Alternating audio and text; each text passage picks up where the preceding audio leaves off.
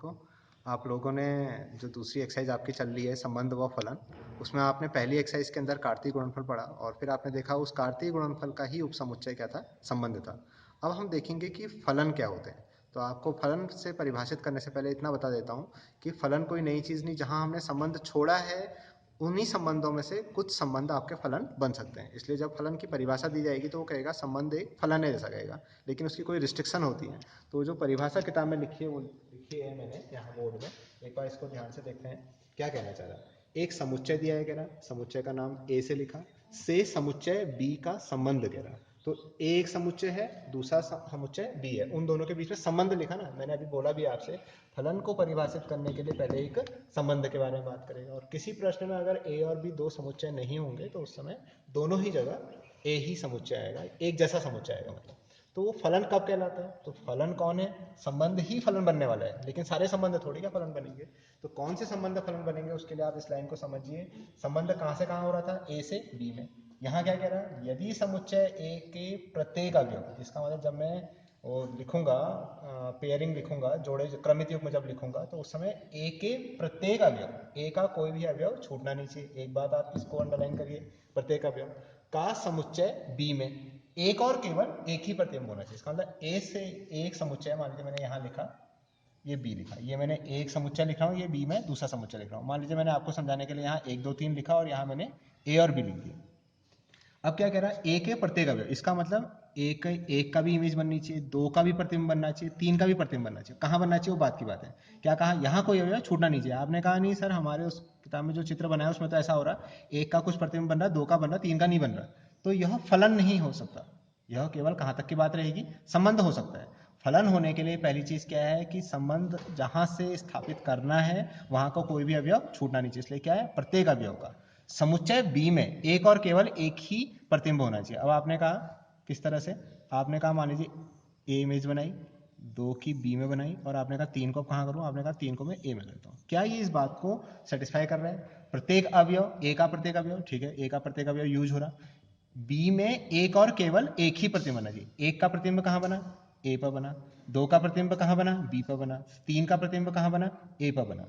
अगर ऐसा होता कि आप कहते सर एक का प्रतिबिंब ए में भी बन गया और एक का प्रतिबिंब बी में भी बन गया, तो ये संबंध तो है लेकिन ये क्या नहीं होगा? फलन नहीं होगा। क्या कहा? प्रत्येक अवयव, यहाँ कोई अवयव छूटना नहीं चाहिए, एक बात। और दूसरी बात, बी में क्या है?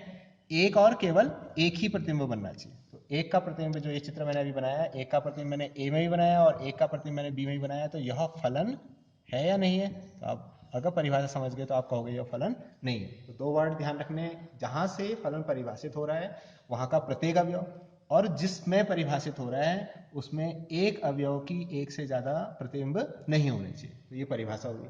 परिभाषा समझने के बाद यहाँ देखिए एक लाइन लिखी है मैंने, मैथमेटिकल टर्म। फंक्शन को जनरली फंक्शन बोल रहे हैं इसलिए एफ से लिख देते हैं। आप कहोगे नहीं सर जी से लिख दिया, एच से लिख दिया, किसी और से भी लिख सकते हैं।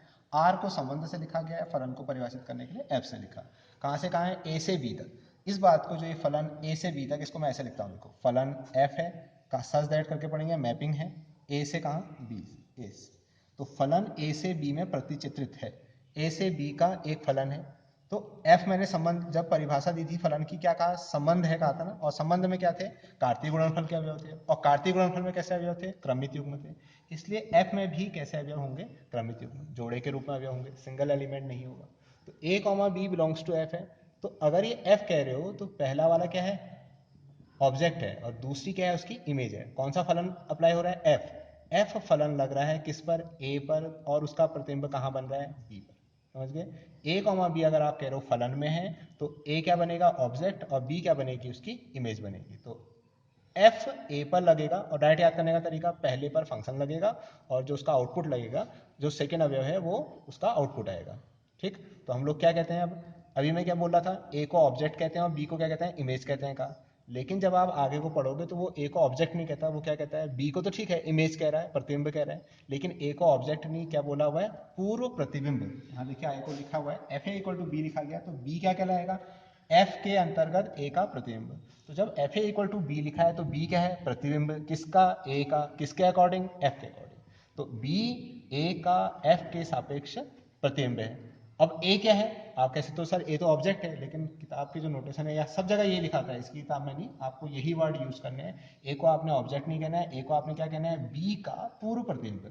ए ये क्या लिखा है, ए को बी का पूर्व प्रतिबिंब, तो समझ गए। ए को आपने ऑब्जेक्ट नहीं बोलना है, क्या बोलना है, ए को बी का पूर्व प्रतिबिंब, और बी क्या है, ए का प्रतिबिंब, किसके सापेक्ष, जो भी फलन का नाम। अगर फलन का नाम ऐसा लिखा हुआ, आपने कहा सर नहीं हमारी किताब में तो जी एक्स इक्वल टू वाई लिख दिया। अब इसको समझिए, यहाँ क्या है, वैसे अगर मैं समझाता मैं कहता एक्स ऑब्जेक्ट है और वाई इमेज है, लेकिन जो किताब में नोटेशन लिखे हैं उसके अकॉर्डिंग आप देखोगे, उसके हिसाब से क्या है, वाई प्रतिबिंब है, किसका, एक्स का, वाई एक्स का प्रतिबिंब है जी फलन के सापेक्ष, क्लियर। और दूसरी चीज एक्स क्या है, एक्स वाई का पूर्व प्रतिबिंब है, एक्स वाई का पूर्व प्रतिबिंब है, लिख देता हूं यहाँ पर, एक्स वाई का पूर्व प्रतिबिंब है, तो ये वर्ड ध्यान रखिएगा, पूर्व प्रतिबिंब। और y क्या था, y x का प्रतिबिंब था। और किस फलन के बारे में बात कर रहा हूं, मैंने बाहर से फलन का नाम g लिखा, g के सापेक्ष। तो जनरली फलनों के नाम वो f g h इस तरह से देता है, r से नहीं लिखता, r से क्या लिखे जाते हैं, संबंध लिखे जाते हैं। ये बात अगर आपके समझ में आई, तो आपके 3 क्वेश्चन लिखे हैं मैंने यहाँ, उदाहरण में लिखे हैं उसने, और सेम इसी तरह के प्रश्न आपकी प्रश्नावली का पहला प्रश्न भी है। तो आप देखेंगे किस तरह से संबंध फलन होते हैं नहीं होते हैं, चेक करेंगे। पहला आर संबंध लिखा है, अब मैंने चेक करना है कि ये फलन होंगे नहीं होंगे, आप इसको चित्र से समझिए, ज्यादा आसान रहेगा। तो आपको बताया है कि ये क्या है, पूर्व प्रतिबिंब। अब वही वर्ड यूज करूंगा जो यूज किए जाते हैं एक्चुअल में, तो ये पूर्व प्रतिबिंब है और ये प्रतिबिंब है, आप समझिए। तो ये तो संबंध है, कहां से कहां है, एक समुच्चय इधर बना लीजिए, एक समुच्चय, तो क्या कह रहा है, 2 का संबंध किसके साथ, 1 के साथ, 2 का 1 के साथ, 3 का भी 1 के साथ, 4 का 2 के साथ। अब आपसे पूछ रहा है ये जो संबंध है क्या ये फलन है नहीं है, तो फलन की परिभाषा के अकॉर्डिंग क्या था कि यहाँ का कोई अवयव छूटना नहीं चाहिए, छूटा क्या, नहीं छूटा, तो इसका कोई भी अवयव नहीं छूटा। और दूसरी चीज क्या, एक और केवल एक ही प्रतिबिंब बनना चाहिए, क्या 2 के कितने प्रतिबिंब बने, एक ही बना, 3 के कितने प्रतिबिंब बने, एक ही बना, 4 का एक ही बना, किसी भी अवयव के एक से ज्यादा प्रतिबिंब नहीं बनने चाहिए, वो दोनों ही बातें सेटिस्फाई, क्या यहाँ कोई अवयव नहीं छूटना है, दूसरी बात किसी एक अवयव के एक से ज्यादा प्रतिबिंब नहीं बनने हैं, तो इसलिए यह फलन है, तो यह फलन है। ठीक हो गया। दूसरे में चेक करते हैं, चित्र से ही समझते हैं इसको भी, दूसरे के भी देखिए, दूसरे में क्या लिख रहा है, 2 का संबंध 2 के साथ, 2 का संबंध, दोबारा 2 नहीं लिखूंगा, फिर हमें इसी 2 का संबंध उसने किसके साथ बना दिया, 4 के साथ, फिर 3 का संबंध 3 के साथ, 4 का संबंध 4 के साथ। अब फलन है क्या, पहली परिभाषा, कोई अवयव, 2 टर्म बताए थे आपको, कोई अवयव छूटा नहीं छूटा, यहाँ तो सही है, लेकिन दूसरी बात गलत होगी, क्या गलत होगी, इस 2 के एक और केवल एक ही प्रतिबिंब बनना चाहिए था, जबकि इसके कितने प्रतिबिंब बन गए, 2 प्रतिबिंब बन गए, तो इसलिए यह फलन नहीं है। तो इसलिए जो परिभाषा में 2 वर्ड आपको समझाए थे वो दोनों आपको क्लियर होने चाहिए, कोई अवयव छूटना नहीं है और प्रत्येक अवयव का एक और केवल एक ही प्रतिबिंब बनना चाहिए, इस वर्ड को ध्यान रखिएगा। तो इसलिए दूसरा वाला फलन नहीं है, ये फलन नहीं है, ये फलन है। तीसरे वाले को देखते हैं। तीसरे वाले का डायग्राम देखिए किस तरह से, 1 का संबंध 2 के साथ, 2 का संबंध 3 के साथ, 3 का संबंध 4 के साथ, 4 का संबंध 5 के साथ, कम हो गया, थोड़ा बढ़ा लेते हैं इसको,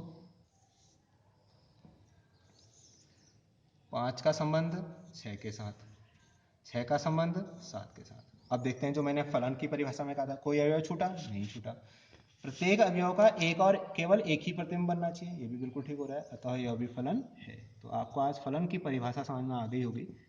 तो उस फलन की परिभाषा से, ये तो मैंने उदाहरण के प्रश्न हल करे, आप इसी तरह से एक्सरसाइज का जो पहला प्रश्न है उसको ट्राई करिएगा, और इसी तरह से चित्र बना के आप करेंगे तो आपको जल्दी समझ में आ जाएगा, आप देखिएगा कि वो फलन है नहीं है। तो 2 वर्ड क्लियर करने हैं, कौन कौन से, कोई अवयव छूटना नहीं है जहां से प्रतिबिंब बना रहे हैं, और दूसरी चीज एक और केवल एक ही प्रतिबिंब बनना चाहिए, ये 2 वर्ड दिमाग में अच्छी तरह बैठा लीजिए, तभी आप संबंध और फलन में विभेद कर पाएंगे, अदरवाइज बाद में ही परेशानी होगी। आपको बोला, कई वीडियो में बोल चुका हूं कि संबंध और फलन अगली कक्षा में भी आपके काम आने वाले हैं, अगली कक्षा के बाद और आगे की कक्षाओं में भी काम आएंगे, तो इसलिए ध्यान से पढ़िएगा। Thank you.